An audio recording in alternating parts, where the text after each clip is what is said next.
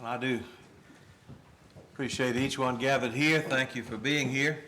I'm grateful to be with you and grateful for this Lord's Day and for the prospects that it holds. We do have some opportunities today to study together and share together. And I do appreciate Marcus mentioning the teen class tonight. The subject matter for tonight will be dealing with why you should marry a faithful Christian. We have an outline that we plan to go over tonight in the class. It's on the back table back there. So everybody is welcome in this class. And we'd be thrilled to see you, glad for you to be there. So if you can make it tonight, pick up an outline, remember to bring it tonight. Feel free to look over that. If you somehow cannot make it, I'd be glad for you to take a copy. For the parents, we've said many times, we certainly want the parents to know what's being taught in that class, and so you have a right to look over that. I encourage you to do that.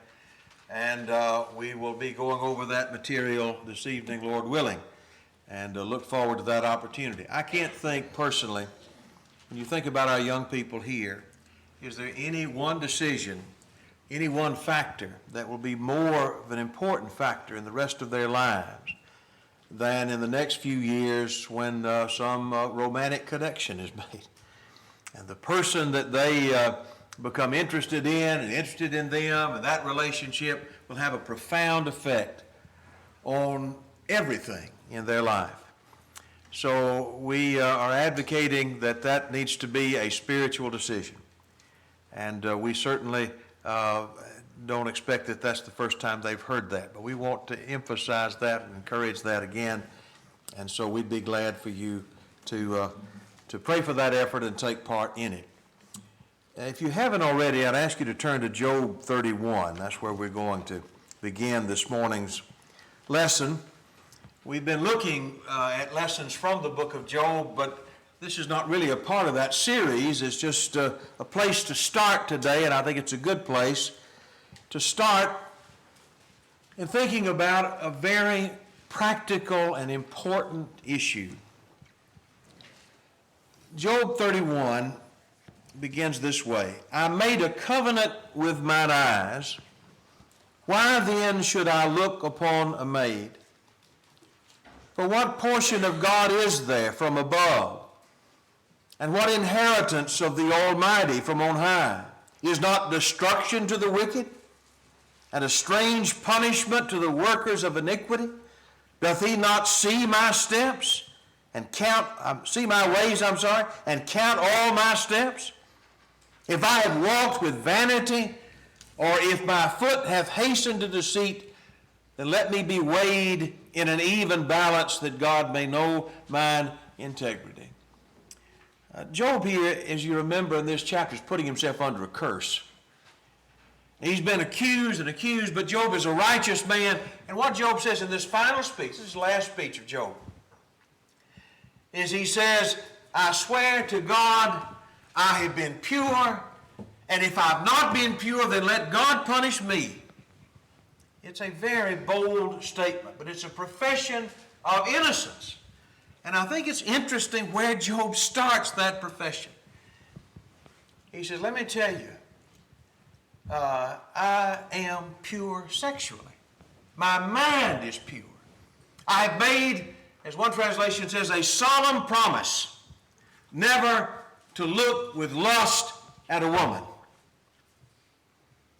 That's a bold statement. I want you to notice something else about this statement. It's a statement that recognizes the fact that if we're anything but pure in mind, that God will judge. He knows, and he will judge. This is the ESV. I made a covenant with mine eyes. How then can I gaze at a virgin? And what would be my portion from God above and my heritage from the Almighty on high? You know the answer to that question. He says, if I'm a hypocrite about this, if I've been lusting after these women, then what place do I have with God? Why would I be here professing my innocence and really just challenging those who accuse me if I had such a guilty conscience and a guilty character? Does not God see, verse 4, all my steps and my ways? God knows everything that I do. I think it's interesting too. Not only does he recognize this is important and say that I realize that I stand before God on this matter, as we all do, but he says there that it begins with the eyes. He didn't say, I've made a covenant with my heart. That might have been a good statement to make. Proverbs 4, keep thine heart with all diligence, for out of it are the issues of life, verse 23. We all remember that passage. And that's right.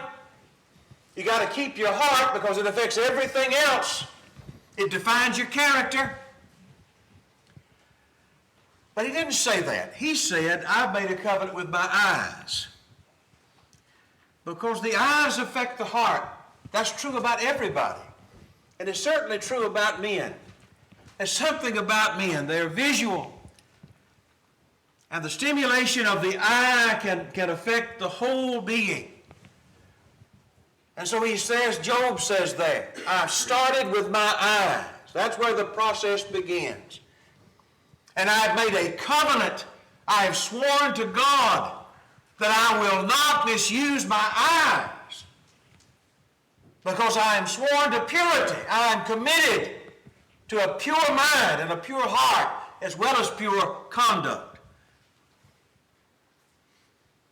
Now, let me just add this one point too. I'll tell you what else this passage does for me is it reminds me of the fact that you can win that fight. And that if we make a covenant with our eyes, we can keep that covenant. We don't have to give in. Job is living proof of it. He was a righteous man, committed to purity, and he was pure. And you can be, and I can be pure as well. But it will not be easy. I read a book not too long ago. Maybe you've seen this book. Maybe you've read it. I don't know. A couple of fellows wrote a book and they called it Every Young Man's Battle. And the subtitle is Strategies for Victory in the Real World of Sexual Temptation. The book is rather graphic. And my own judgment is I probably wouldn't hand this to some young teen and just say, read it. I think it might be, but I think it's worth reading. It might be a good book for fathers to read and then teach along and talk with their children about. But it's a very plain-spoken book about a real problem. He calls the problem of sexual purity, purity of body and mind, every young man's battle. It's never been easy, but it's there. Again, physically and mentally. Not just being pure in our actions, but pure even in our thoughts. Has never been easy. There are several factors here. In the first place, the sexual desire that is misused in what we're talking about is actually a desire given from God. We all know that to be true. Human beings are made with sexual desire. And it's a powerful force. Another thing is that this world is no friend to us in trying to be pure, is it? And suggestive images are everywhere. They're on television. And they're on the internet. Boy, are they on the internet. Everywhere. Just the other day, unrelated to any research I was doing, I saw some outfit, some free porn website, and they were talking about the fellow that was running that and so on. There's just so much trash out there, you can't count it. And it used to be more inaccessible, and now it is anybody with a phone has that whole world of ugliness there. And so many times, this is what you find. Young people who may not be looking for trouble just run across it accidentally, and then it takes them in. But it's there. It's there in movies, it's there in ads, it's there in commercials, it's on billboards. You can just be walking down the street and you see people that are undressed. That's perfectly acceptable socially. But to people who are trying to be pure, it is not helpful. And I don't think in so many cases the people that dress that way ever consider that. They don't think about the trouble they cause other people. It doesn't bother me. Yeah, but that's not the only question here, is it? So my point is, you're committed to purity. The devil will make it hard on you. And there'll be all kinds of messages and all kinds of temptations that will be easily accessible. And let me add this factor. Hormones crash into young people. And at a certain age, and by the time they're young teens, they have that to deal with, and yet in our society, generally speaking, people don't get married until they're 20 years old. So that's, well, maybe a few years either way from that. Some later, some earlier, but most of the time that's the way it is. I was thinking about that. You know, our grandparents, maybe your great-grandparents, my grandparents, their generation, some of those folks got married at 14 years old. I don't know if you young people have ever heard those stories or not. We don't usually tell them very much because we don't put ideas in folks' minds. But that was a different world as well. And a young man who was 14 years old be able to make a living. He'd grown up on a farm. He knew how to run things. He was physically capable of doing it. And a young woman had been trained how to run a household. That's still mighty young. But a lot of the sexual temptations that our generation faces, maybe it was different then in some ways because they were married earlier. But now we're asking a young person in their teens, you're going to wait 7, 8 years to marry? Okay, but understand that there's a fight involved in that if you're going to be pure, physically and mentally pure. You're going to have to negotiate that struggle. And here's just a fact we all understand, that holiness has never been an accident. It wasn't with Job. It won't be with you. It's never been with anybody. It wasn't with Joseph. It doesn't happen naturally. It's not automatic. It's a fight. You have to make a covenant. And you have to be willing to sacrifice and stick with it and get the help that you need to be pure. I want to think with you for a minute this morning about the battle for purity. And it's a fight for the younger folks here, and it's a fight for the older folks here. It's a fight, it's a human fight.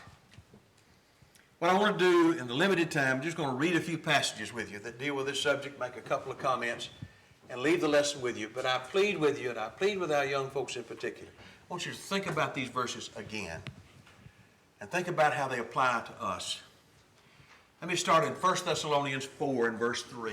Paul had a good opinion of the Thessalonians. He was proud of them in many ways.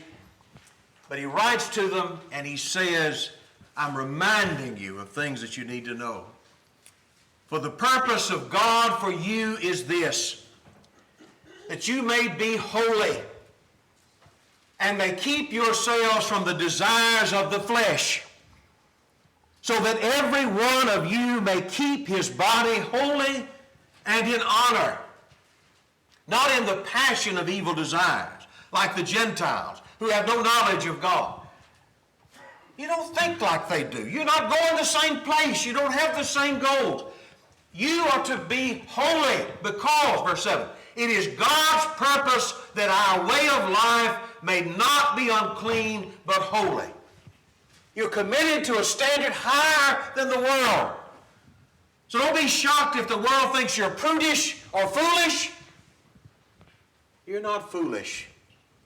You've made a covenant to be holy. Ephesians 5 and verse 3 in the NIV. I'm not a big NIV fan. And some of the things here maybe are a little shady, but the overall message comes clear in this translation when he says, that's the context where he's talking about the old man and the new man. We're a new man. We're in Christ. He says, among you there must not be even a hint of sexual immorality or any kind of impurity or greed, because these are improper for God's holy people. Is that the way you think of it? There's not room for a hint of anything that is unclean.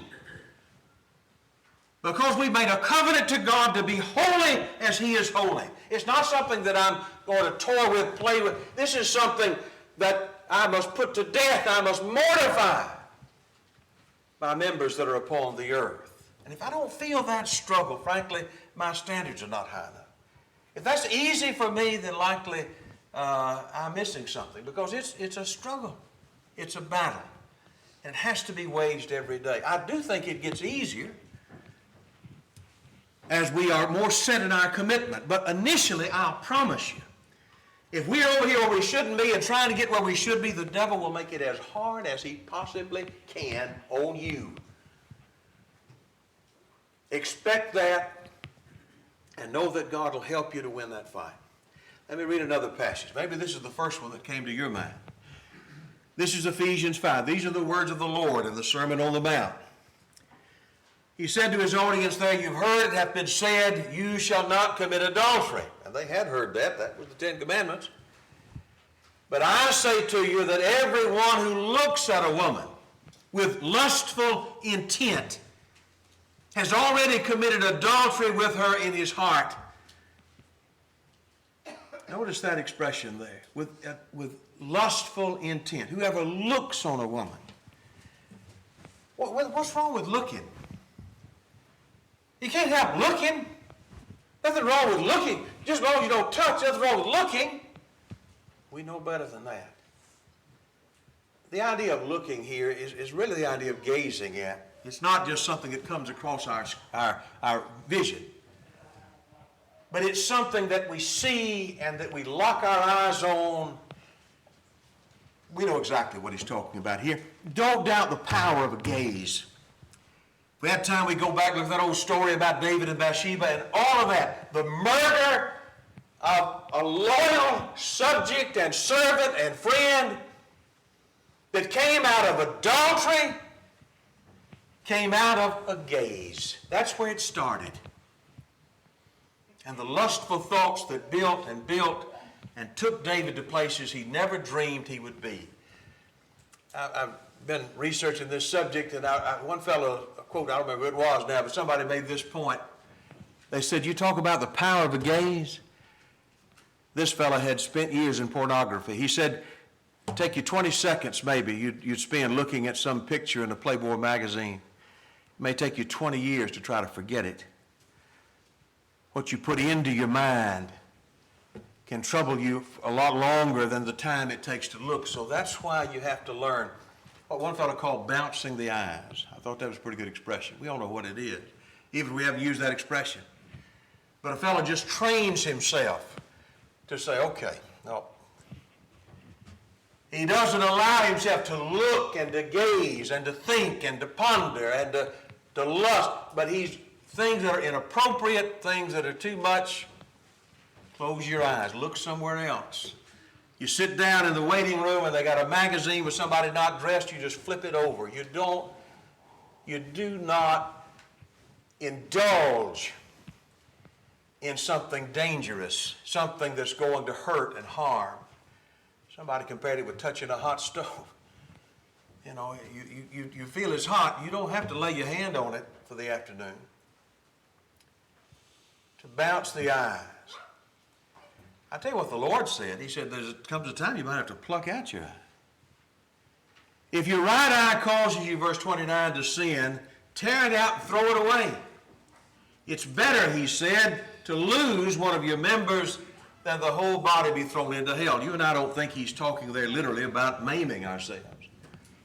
But I think we all understand the point. That whatever it takes for us to separate from that temptation that drags us down, pay that price, whatever that might be. And there are all kinds of practical things that might be involved in that. But there's a time we got to quit hiding, and there's a time we've got to be accountable. There's a time we may have to give up certain privileges because we just know this is what we need to be straight and to be pure. Because sin has a way of taking us further than we ever intended to go. We mentioned King David. We also could mention, and I don't want to this morning, folks, maybe some that you've known, some that I've known, some that were preachers or elders, and they're now in a jail cell somewhere because of, child pornography and charges. They weren't monsters, but they were people who were not careful. And they went deeper and deeper into something that just drug them to the bottom. And this is why Job was so wise in saying, I've made a covenant with mine eyes. That's where it stops with me. I'm not going to look and indulge the flesh in that way. Some stories have ended in adultery, some in at least attempted suicide. You can't believe the advantage the devil will take of you and me if we just leave the door unlocked. Let me go to 1 Corinthians 7 quickly. Paul writes, now concerning the things whereof you wrote to me, it is good for a man not to touch a woman. Nevertheless, to avoid fornication, let every man have his own wife, and let every woman have her own husband. And let the husband render unto the wife due benevolence. And likewise also the wife unto the husband. The wife hath not power over her own body, but the husband, and likewise also the husband hath not power over his own body, but the wife. Defraud ye not one the other, except it be with consent for a time, that you may give yourself to fasting and prayer, and come again together, that Satan tempt you not for your incontinency. Verse 8, I say therefore to the unmarried and widows, it is good for them to abide even as I. But if they cannot contain, let them marry. It is better to marry than to burn. I don't think he's talking about hell there when he says burn. That may be the end result. But likely what he's talking about is burning in lust. It's better to marry than to burn.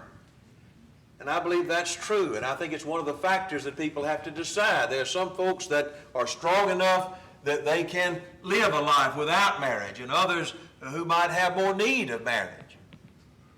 We can live right and do right whatever our circumstance. We know that. We've seen that.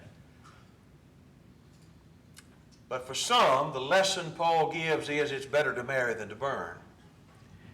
But here's another point that Paul makes in this passage, isn't it? That even marriage is not a guaranteed refuge from temptation. Folks that are married can get into trouble. Likewise, depending on the choices that they make. One fellow wrote these words that I thought were interesting. He said, marriage won't free you from danger in this result. He said, if you have been impure before the wedding day, you can expect it to crop up after the honeymoon. And if you're single and watching sensual R-rated movies, wedded bliss won't change this habit. And if you lock eyes on passing girls, they'll still roam after you, roam around you, that is, after you say, I do. You see, before marriage, Satan does everything he can to get you to have sex with your girlfriend, and after marriage, he does everything he can to keep you from having sex with your wife. The point he's making is that just because you're married doesn't mean that all the problems go away. The challenge is still there. Married or single, it's every man's fight. Let me look at another passage. 2 Peter chapter 2 and verse 14. Peter is talking in this context about challenges and dangers to the church, and he's talking about dangers from within. There were false prophets among the people. There are false teachers among you. And he talked about those who have eyes full of adultery, that cannot cease from sin, beguiling unstable souls. What does he mean by that? Eyes full of adultery. One of the modern speech paraphrases renders it this way. All they think about is having sex with somebody else's wife or husband. Their mind is filled with lustful thoughts. They didn't start that way likely. Very few people do start out with some full-blown obsession. It starts slowly, as we mentioned. It's a lot like a drug addict. In many cases, people who drink alcohol, some I guess are hooked immediately. Others, it takes a little time. The fellow who's in the gutter didn't start that way, one day, one situation. But over time, he became more and more under the control of whatever drug it is we're talking about. And the same is true with lustful thoughts, pornography, whatever form it might take. It works to control us to where our eyes are full of it. Our mind is full of it. Our thinking is dominated by it. We can't look at somebody without those thoughts because that's where our mind has been. That's what it's been marinating in, and it's got to change. Job warns us off of that behavior. We mentioned Proverbs 4:23 a moment ago. We'll mention it again. In the Modern Speech Translation, it's rendered, "Be careful how you think. Your life is shaped by your thoughts." Let me look at 1 Corinthians 6 just a second. In this discussion, Paul is writing to the Christians at Corinth, and man, they live in an immoral, wicked place. We can relate to that. And Paul wrote these words in verse 13. Food is meant for the stomach, and the stomach for food. What is he saying there? I don't think Paul is teaching us something here, his views or beliefs. I think what he's doing here is quoting the false notions of people who are trying to make a comparison between eating and committing fornication and sexual sin. That's the context, I think, of that statement. People will say, you know, having sex with just whoever you want to is as natural as eating. You get hungry, you eat. That's what the stomach's made for. It's made for food. And the body is made for sexual pleasure, and so there's no shame in that. It's natural. You hear that today, don't you? There's no problem here. That's so ridiculous to try to make this sinful. It's just natural. Paul said, let me tell you what's not natural. Fornication is not natural. Fornication is immoral. The body is not meant for sexual immorality, but for the Lord. And the Lord for the body. There are those who say that such pursuits are natural. One fellow said, God made women beautiful and he made my eyes to see. So that's all the justification he needed. It's all God did this. God gave me this. Can't be wrong. We're not fooled by that kind of lie. God did not make our body for fornication. He made it for the glory of God. And to twist what God made into something sinful is not the work of the holy, but of the devil. Galatians 5 and verse 19, now the works of the flesh are clear, which are these: evil desire, unclean things, wrong use of the senses. And he goes on, of course, remember to say, they that do such things will have no part in the kingdom of God. Do not be deceived, Paul says, by those who try to tell you sin is natural. Don't be deceived by people who will say that lust, well, it's better than adultery. What did we just read from Jesus? Well, there's no harm in just looking. We know better than that. We're committed to a higher standard. God calls us, me and you, to holiness, to purity. Romans 13, verse 12. The night is far gone, Paul writes, near the end of that great letter. And the day is near. So let us put off the works of the dark, arming ourselves with light, with right behavior as in the day, not in pleasure making and drinking, not in bad company and unclean behavior, not in fighting and envy. But put on the Lord Jesus Christ and do not give thought to the flesh to do its desires. Paul said the time is now. Don't give the devil one more minute of your time. Verse 14 is interesting. Make no provision for the flesh, the King James reads. J.B. Phillips, in his sort of paraphrase, renders it this way. Let us be Christ men from head to foot and give no chances to the flesh to have its fling. It's high time to stand up and be counted and let the world know and let the devil know which side of this thing we're on. We're on the side of purity. Stop making it easy to fail. Just like the drunkard. Here's a man who's been hooked on alcohol. He's gotten away from that. There are places he does not need to go. There are people he doesn't need to be around. because it'd be so easy for them to draw him back. And the same is true with what we're talking about here. If we've been failing before, we got to break our routine. We need accountability in our lives. We need to do something to make the change solid. So, let me conclude with a few points to consider. And I appreciate your kind attention this morning. Number one, if this is your struggle, please understand that you're not alone. I think one of the things the devil does, if people do fall in this area or stumble in this area, then the devil wants to convince them you're a monster and you're just hopeless and there's no hope for you. That is not true. And I don't want young people to get discouraged because they struggle in this area. Because the struggling is common, but there is something better. Certainly what we've got to do is stop telling ourselves it's harmless. It's not harmless to be unholy. It harms you. It harms your family. It harms, in some sense, the wife or the husband that you don't even know yet, you hadn't even met yet. It will have an effect on that relationship, the decisions you make now. It hurts God. People sometimes say, well, nobody knows about it. Nobody will know. God knows right now. And you know. And likely, sooner or later, everybody will know. So stop believing the devil's lies. It's not harmless. Stop telling yourself it's hopeless. As I said a moment ago, it is not hopeless. You might have been struggling with this. I don't know. This may have been a struggle. I was reading another story about a fellow who had struggled for a number of years with this very thing, with keeping his mind pure. And you know what he compared it with? He compared it with a sumo match. I don't know anything about sumo wrestling. I just happened to hear they're having the World Games in Birmingham the other day, and they said they're going to be sumo wrestling in Birmingham. I thought, well, finally. But anyway, but I think we all know enough to know something about those big old fellows. A lot of times it's in Japan.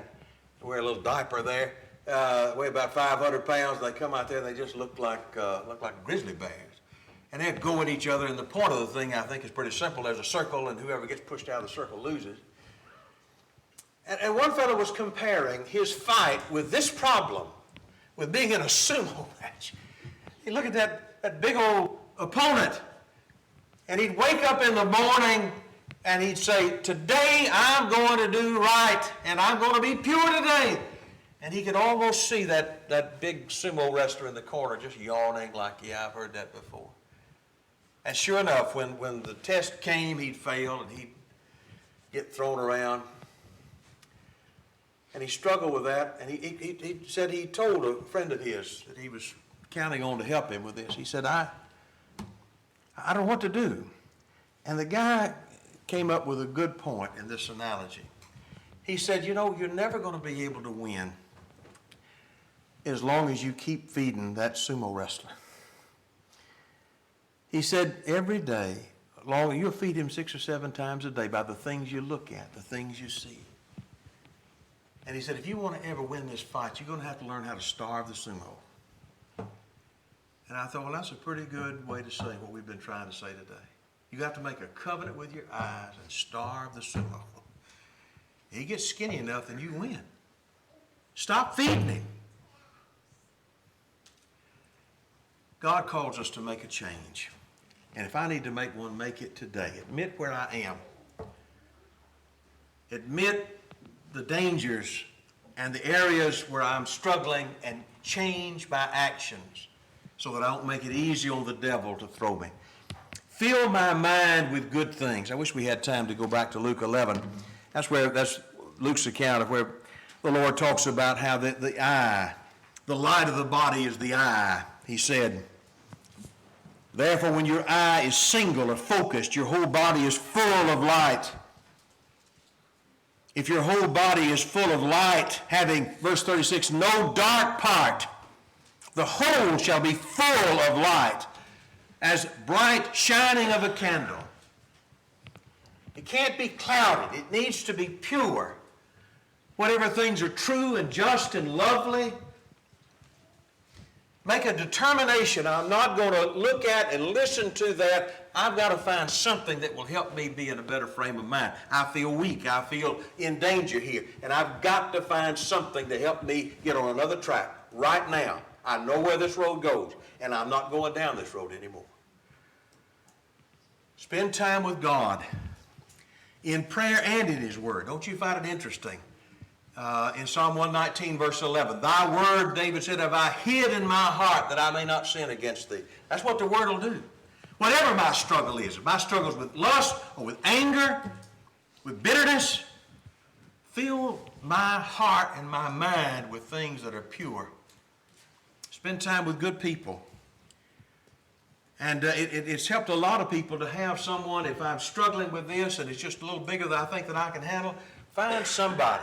Find a brother. Find somebody that you know loves you unconditionally, and you can just tell them, look, I've got a problem with this. I need you to check in with me every week. And I'm going to be totally honest with you and you with me, and we'll just try to hold each other accountable. I've had a bad week this week. Okay, where to get off the rails? Whatever it takes, but spend time with good people. And then finally, fight like your life depended on it. One of the things that I read, a fellow was talking about in his research and work with people along this line. He made this comment. He said, we have known those who have failed in their battle for sexual purity, and we've known some who've won. He said, you know what the basic difference in the two? Those who hated their impurity won. Those won who hated their impurity. They were going to war and going to win or die trying. And they leveled every resource upon that foe. That's what I think the Lord calls on us to do. That's what 1 Thessalonians 4 was, we said earlier. God calls us to holiness. And I hope and pray this simple reminder will be a help to me and to everybody here to make a commitment, a covenant with our eyes, a commitment to God to be pure. I appreciate the kind way that you've listened. Please take your songbook out and turn to the number that's been selected. You're here this morning and you desire to be a Christian. Understand, it's not, as the old fellow said, be dipped and be done. We are immersed in water, but we are raised to walk in newness of life. And the Lord expects a lot of you. But I'll promise you this, two things that the Lord promises. Number one, He will never ask anything of you that you can't do, that's not good for you. And the second thing is that He'll help you and be with you every step of the way. And you'll be so glad when you come to the end of the road that you have listened to the divine counsel. Sin promises a lot of things, but it's always a dead end. If you're here today and you'd like to become a child of God, you're serious about making that commitment, you can begin by being baptized into Christ. If you have done that, but you've gotten off the path, then get back on. Come back to Him. If there's any way we can help you in your fight, let us know how right now while we stand and sing. Will you come?